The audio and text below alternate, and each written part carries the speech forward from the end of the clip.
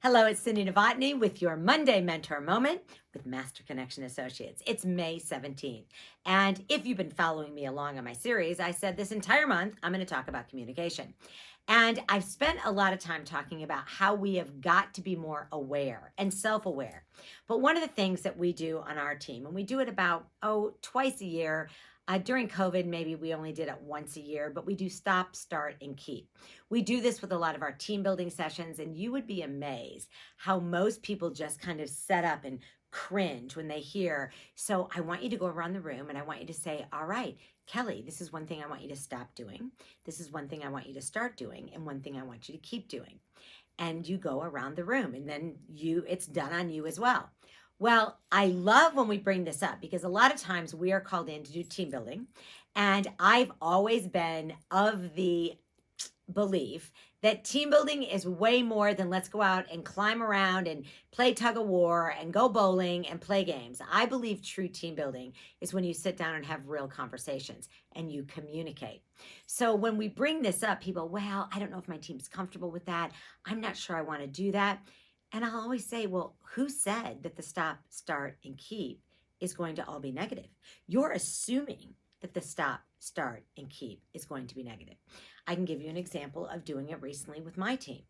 They said to me, I want you to stop thinking you have to do everything. I want you to start delegating some of the things that we now know other people on our team can do. But I want you to keep being the cheerleader. Now, was there one thing negative in that stop, start, and keep? No. Not one thing. But everyone assumes that the stop or the start is going to be negative. Well, that's because you're not communicating on a regular basis. There are times, though, that I've been given the feedback when we've done start, start, and keep. I want you to stop coming in and disrupting just in the middle of the day, which occasionally I do. I get so excited. And when I was traveling, which I'm back going again, I'd come into the office and in the middle of what anybody is doing, and some people do focus and concentrate so they can do their work right, I just would start telling stories and I would say, come over and listen to this and listen to that. And they said, what we want you to do is stop doing it just like random. We want you to start saying, let's at the end of the day do it. But we want you to keep sharing all the fun things you're hearing on the road.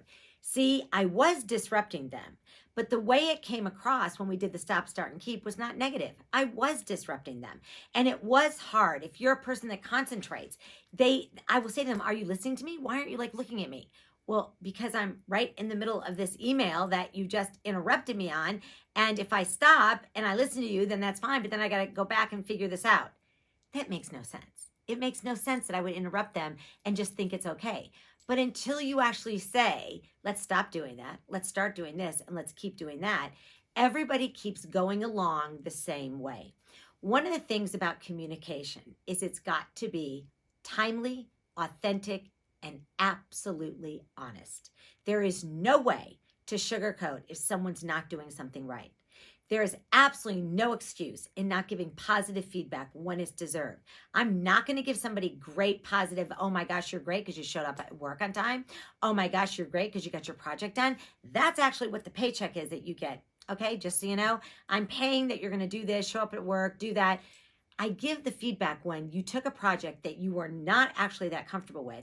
You took it on, you did a great job, and I really absolutely want to say thank you. And by the way, it's better than anybody else could have done. So this week, I challenge you, get with your team, no matter how small or big, and do a start, stop, and keep. If you're not working together, do it on Zoom. There's no problem. And yes, by the way, do it as a team. Those of you that have guts enough, do it with your family. And real guts, do it with some of those friends that through this entire 18 months of COVID have pretty much driven you crazy. And now we've got to stop doing this and we got to start doing this, but we want to keep being friends. So have a wonderful week. And let's remember, let's stop it, start it, and keep it.